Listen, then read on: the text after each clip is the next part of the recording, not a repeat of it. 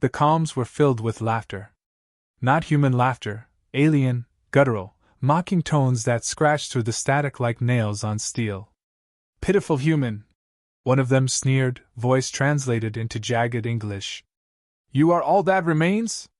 One ship, one man, and you dare linger in our space? Captain Darius Kane sat in the cockpit of the Ares, Earth's last surviving warship. His hands rested steady on the flight controls, though his fuel reserves were nearly dry and his weapons counted in single digits.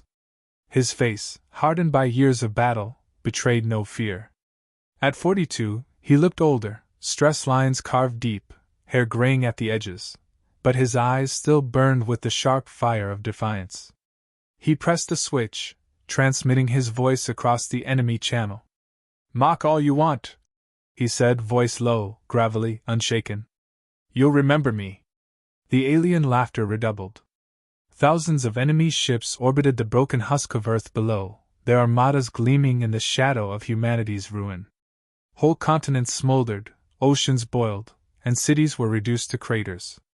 To them, Kane was a ghost clinging to ashes. But ghosts could still haunt.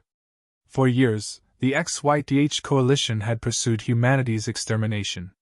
They were meticulous, efficient, utterly merciless. They had dismantled the colonies first, then Mars, then the fleets. Earth had fallen last, its defenses shattered, its skies burned red. Now only Kane remained, a fighter ace turned captain, his ship more scarred than whole, patched together with salvage from battles where comrades had died. He had no orders left to follow, no command to answer to. The war was lost. But surrender was not in him. The alien commander appeared on Kane's cracked holoscreen, a towering reptilian form with scales like obsidian blades, adorned in a general's cloak. His name was Zorith Kale, Supreme Commander of the SCI-FI fleet. He leaned forward, showing teeth like polished daggers. Human, Zorith growled. Do you know who stands before you? I am the conqueror of 12 worlds, the scourge of your pathetic species. You are nothing but the dying ember of a fire already stamped out. Kane tilted his head, a thin smile tugging at his lips. Funny thing about embers, he said. Sometimes they start wildfires.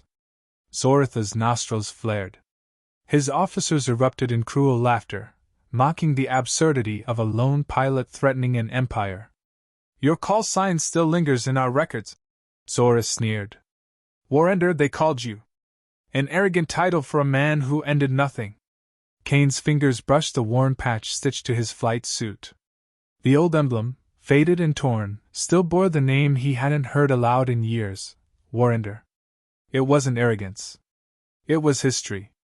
A title earned in battles that had turned tides, back when humanity still had fleets, when hope still lived. Now it was all that remained of him. Alarms blared. The Ares had been detected. Enemy ships broke formation, moving to surround him.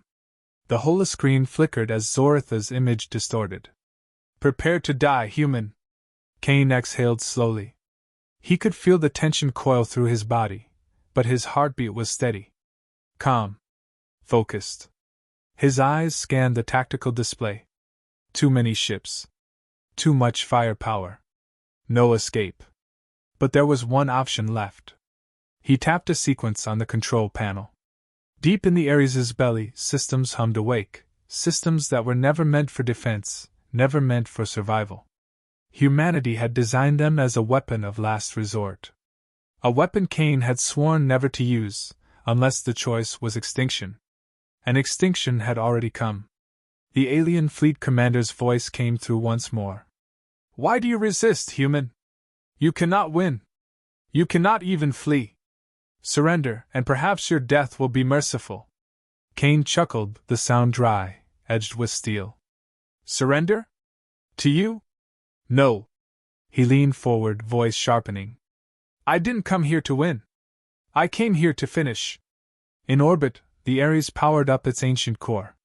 The ship shook as lights flickered, and warning signs flooded the cockpit. Radiation surged. Hull integrity dropped. The Ares wasn't built to survive what Kane was about to unleash. But survival wasn't the mission anymore. The mission was memory. Captain. The onboard AI whispered in a voice almost human, almost weary. If you engage, you will not live. I know, Kane murmured. But they'll never forget me. Zorith appeared again, lips curling back in disdain. You dare defy inevitability? You are but one man. Kane's eyes hardened. One man's enough. And then, across every enemy channel, across every frequency in the system, his voice thundered, carried by the Ares' comm system, loud, clear, and unforgettable. Callsign, Warrender. The name echoed like a detonation.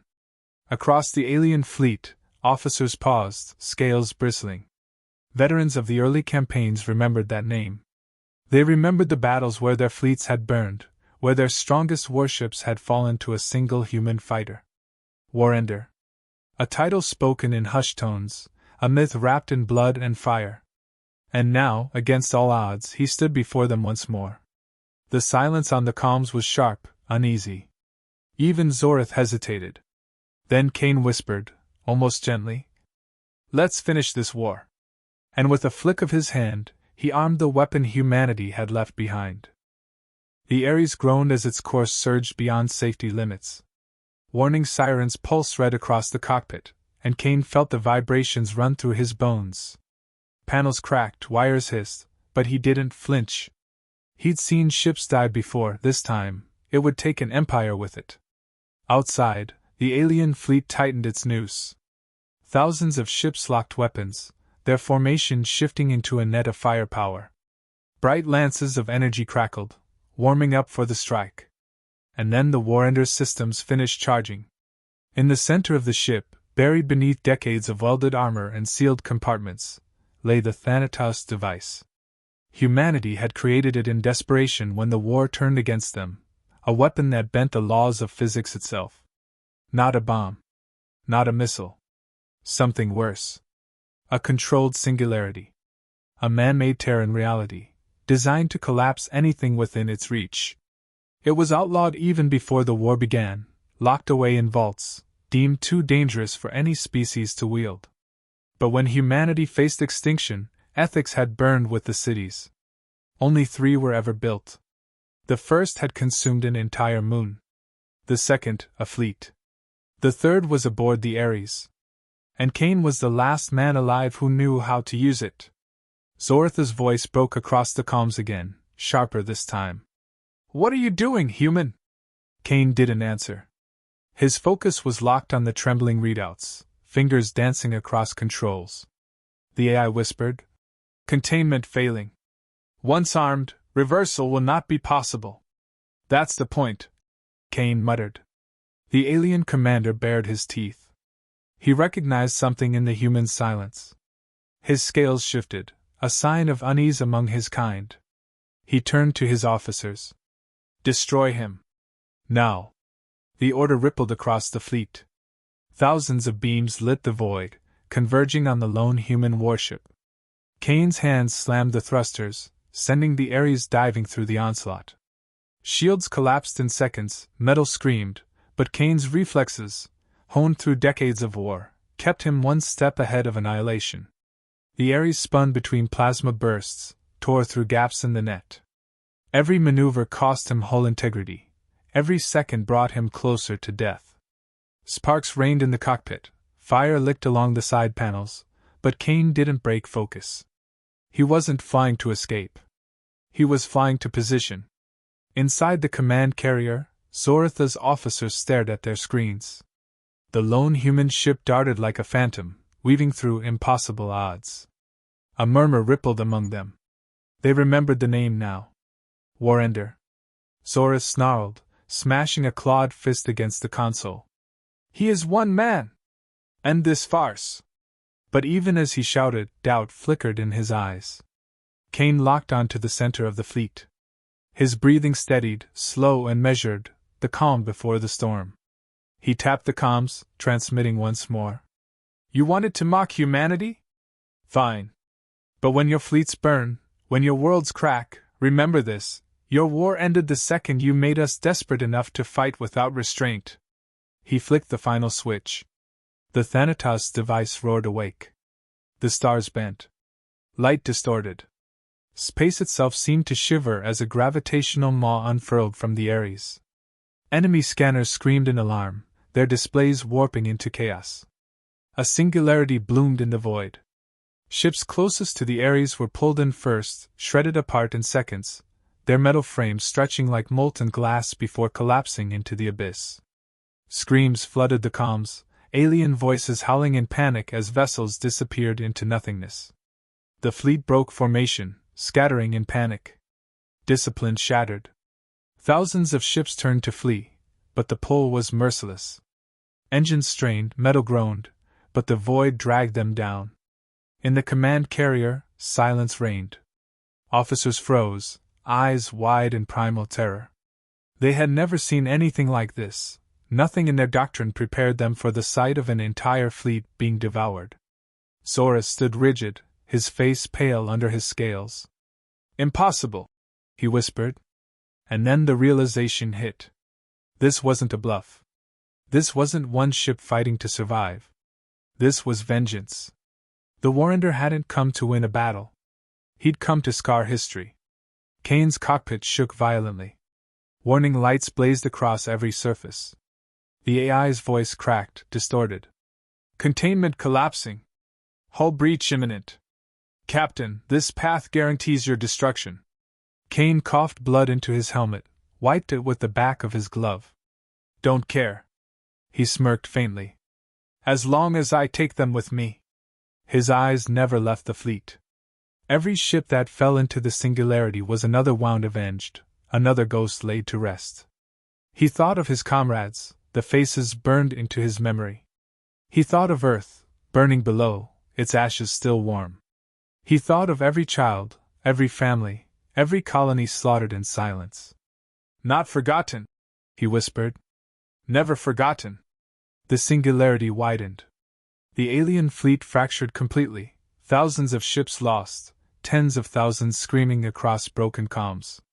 Even those that escaped formation could not escape the sight. The legend of Warrender was reforged in fire and darkness. Zoratha's officers turned to him, panic rising. "Commander, we must retreat!" Zoratha's claws dug into the console. His pride battled his survival instinct, but even he felt the pull. He bared his teeth, eyes blazing with fury. "This human cannot take everything from us." But deep down, he knew. He was watching the impossible, one man rewriting the fate of a war. Kane leaned back in his chair, the cockpit a storm of alarms and smoke. His vision blurred, strength fading. He felt the Ares tearing apart around him, metal groaning like a dying beast. Still, his lips curled into a final smile. "They'll remember." And with that, he let go of the controls. The void was silent. Where moments ago a vast fleet had surrounded him, now only debris drifted, twisted hulls, shattered wings, fragments of ships pulled to ribbons by the singularity. The maw had collapsed in on itself at last, leaving behind a graveyard of wreckage and a silence so deep it seemed to echo. The Ares hung in the ruins, a broken carcass of a ship. Fires burned along its hull, oxygen vented in shining streams of ice, and whole sections of plating floated loose. The singularity had devoured more than the enemy, it had consumed the ship itself. Inside the cockpit, Kane coughed again, his suit alarms screaming warnings he barely heard. Blood flecked his visor. His vision swam. But he was alive. The AI's voice flickered weakly, static choking its words. "Captain, core functions, 95% failure. Reactor critical. Suggest immediate evacuation." Kane let out a rough laugh. His throat burned, but the sound came anyway. "Evacuate to where? A life pod in the middle of their space?" "No thanks." The AI hesitated. "Then, what is your intention?"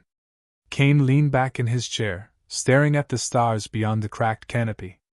The silence pressed in on him, heavier than the G-forces ever had.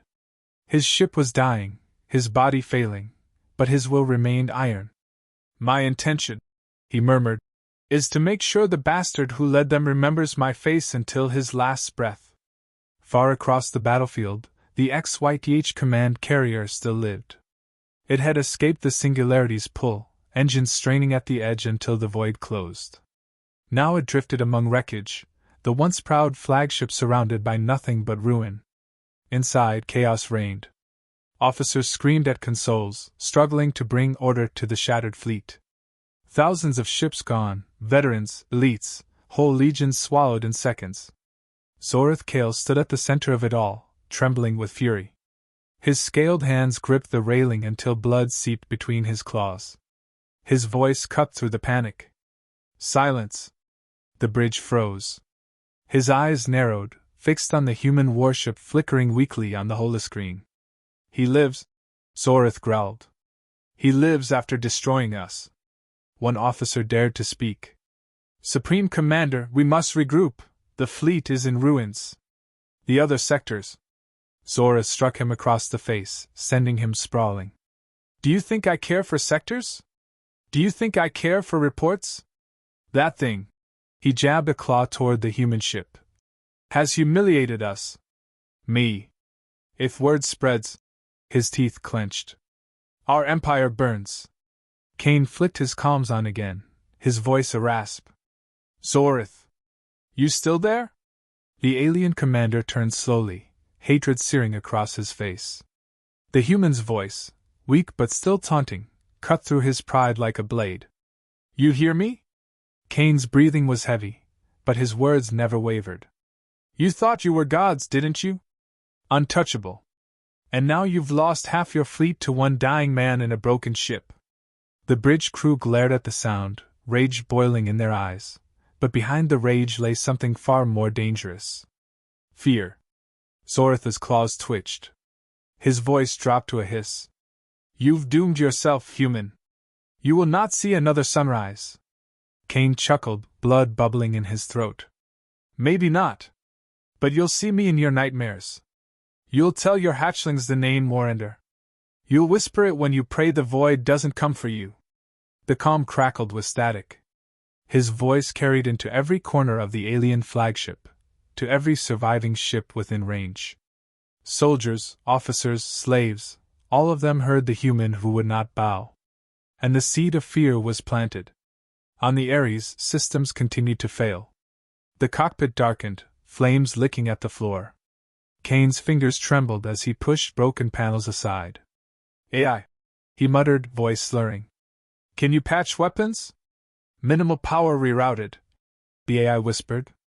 Primary cannons at 5% capacity. One missile armed. Kane smirked faintly. One's enough. In the alien carrier, officers reported in hurried voices. Shields at full strength, Commander. Weapons ready. The human cannot break through. Zorith's teeth gleamed. Good. End him. Tear his corpse from the stars. But when they opened fire, the Ares still moved. Kane's hands, steady despite the blood loss, dragged the ship into a roll. The broken engine screamed, hull tearing further, but somehow, impossibly, he slipped through the barrage. The alien gunners cursed, disbelief breaking their discipline. Then Kane fired. One missile. It streaked across the void, weaving through shattered debris, and slammed into the carrier's weakened port side. The explosion tore plating apart, sending fire across its hull. Shields flickered. Sirens howled. Gasps filled the bridge. Zorith roared, slamming his fists into the console. No! The Ares buckled under return fire. Panels burst, flames swallowed the cockpit, alarms screeched until they cut off in static. Kane was thrown against his seat, vision fading into darkness. But even as the ship died, his voice carried one last time across the comms. Warrender lives! Then silence. For a long moment, no one on the alien bridge moved. The human ship drifted, broken, burning, but still defiant in its death. Zorith stared, chest heaving, pride bleeding into rage and terror. Erase him, he whispered. Erase even the memory. But deep inside, he knew the truth. Memory could not be erased. The name Warrender had already carved itself into legend. The wreckage of the battle drifted in silence. For the XYTH fleet, silence was worse than screams. Ships that once carried the pride of their empire were now nothing but shards, orbiting like tombstones around the broken earth. Every surviving crewman, every trembling officer, knew the truth. They had been undone not by a fleet, not by a superweapon deployed by a nation, but by one man in a dying ship. And his name thundered in their minds. Warrender. The command carrier limped through the ruins. Fires still burned across its hull, repair crews swarming in panic. On the bridge, the atmosphere was suffocating. None dared speak above a whisper. Zorith Kale sat rigid in his command chair, his face shadowed, claws tapping against the metal armrest with a steady, poisonous rhythm. His pride was in ruins. His fleet, the strongest ever assembled against humanity, was shattered. And worse than the loss of ships was the loss of fear. The fear had changed sides. One officer finally gathered courage. Supreme Commander, reports are already leaking through surviving channels. Subordinate fleets are confused. They demand clarification. Zoritha's eyes glowed red in the dim light. Clarification? He hissed. What do they whisper? The officer hesitated, throat tight. They say the human Warrender lives. That he destroyed us. The words hung heavy in the air. Zorith surged from his chair, towering over the officer. His voice cracked like a whip. Silence that name! Seal all transmissions! If any soldier speaks it again, I will tear their tongue from their mouth myself. The officer flinched back, nodding frantically. But fear still lingered in his eyes, not fear of Zorith, but of the human ghost that had scarred them. Yet outside the carrier, whispers had already escaped. Escape pods had scattered. Damaged ships had fled. And aboard them were survivors, pilots, engineers, soldiers, who had seen with their own eyes the lone human warship tearing half a fleet into the abyss. They would tell the story. In the mining colonies of the Outer Rim, enslaved workers heard the tale first. The ex-YTH guards spoke of it in hushed tones, unable to contain their disbelief. The slaves listened, eyes widening. For the first time in years, hope glimmered. Warrender, they repeated, passing the name from mouth to mouth, until it echoed through the tunnels like a chant. A human had stood against the gods of war and scarred them. Perhaps the ex-YTH were not gods after all. In neutral systems, traders carried the rumor across stations and marketplaces. Did you hear? One human crippled an entire fleet. Merchants laughed nervously, pretending to dismiss it, but the story stuck in their minds. Fears shifted in the markets. Those who once bowed to ex-YTH authority began to question how long the empire could endure. Even among rival empires, intelligence networks confirmed fragments of the battle. Distorted recordings. Images of a human ship torn apart yet fighting to the end. And the voice, broadcast across every channel. Warrender lives. The name spread like fire across the stars. On the broken earth below, hidden bunkers still housed survivors, scattered civilians, old soldiers, families who had dug into the ruins when the skies fell. For months they had believed humanity was gone, finished, abandoned. Then they intercepted the transmissions. They heard Kane's final words. They saw fragments of the battle. And in the ashes of their world, hope rose like a spark. Children who had never seen the sky chanted the name in the dark. Warrender! Warrender! Zorith knew. He felt it spreading like poison he couldn't contain. The more he ordered silence, the more it grew. The more he punished those who spoke the name, the more it burned in whispers. And it drove him mad. He stood before his officers, voice sharp, eyes wild. Do you not see? This is not victory. This is rot. If we allow this myth to spread, our enemies will rise. The slaves will rebel. Even our own soldiers will doubt. This one human could unmake everything we have built. He slammed his claw against the table, denting the metal. Find proof he died. Show his corpse. Show the ashes of his ship. Show anything to kill the lie. But in his heart, Zorith feared the truth. No corpse had been found. The Ares had vanished into the wreckage. No black box, no remains. As far as the galaxy was concerned, Warrender had not died. Kane, meanwhile, floated in silence. The cockpit was gone, half the Ares ripped away.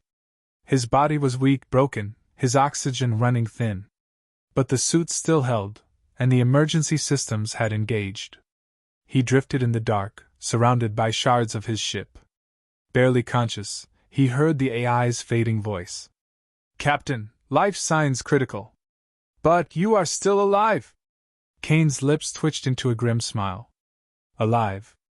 Against every law of chance, every statistic, he lived. And that was enough.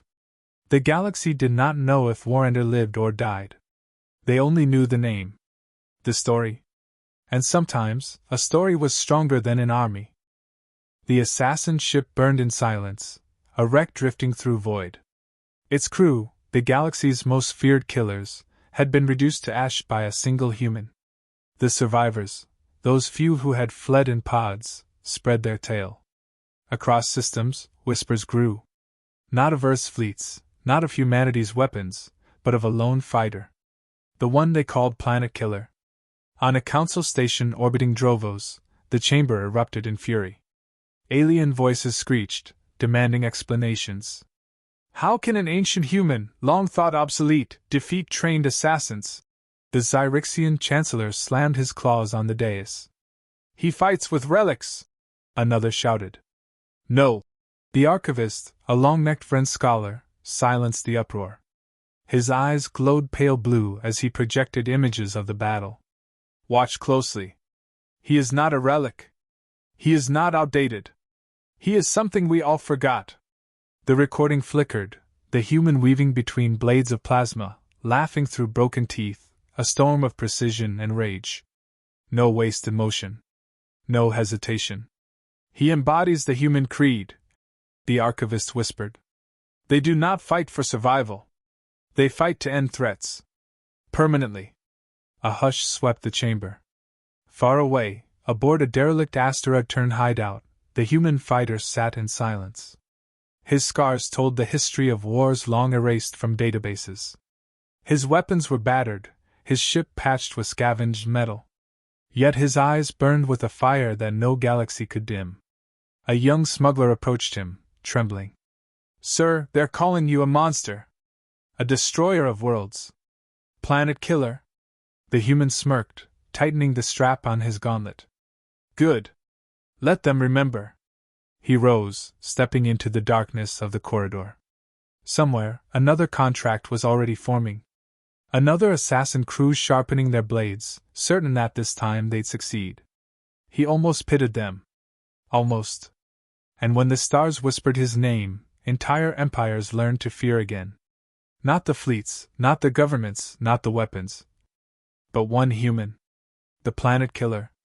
Backhand index pointing right if you enjoyed this story. Subscribe to the Void Narratives for more tales where humanity shows the galaxy why we should never be underestimated.